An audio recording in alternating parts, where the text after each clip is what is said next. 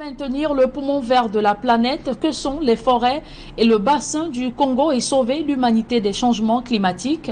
C'est la toile de fond des réflexions que mènent dans la ville de Douala des experts venus des pays du bassin du Congo à l'initiative du Fonds mondial pour la nature. Ces experts dénoncent le très faible financement pour la foresterie et la protection de l'environnement dans le deuxième plus grand bloc forestier mondial pour les organismes internationaux.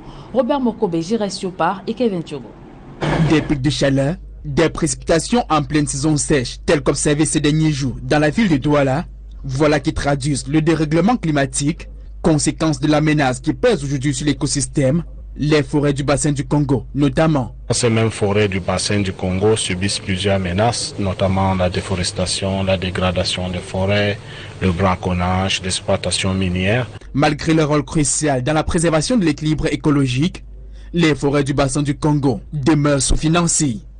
Une situation pouvant engendrer des répercussions sévères sur l'avenir du poumon vert de la planète. Très importante pour la mise en œuvre de l'accord de Paris sur les changements climatiques et aussi pour la mise en œuvre du cadre mondial pour la biodiversité, Koumint et Montréal. Malheureusement, les financements que nous recevons ne sont pas à la hauteur des services écosystémiques que fournissent les forêts du bassin du Congo. Dans la ville de Douala, des experts venus des différents pays qui constituent le bassin du Congo mènent des réflexions en rapport aux initiatives de financement climatique et de la biodiversité en faveur de ces forêts équatoriales.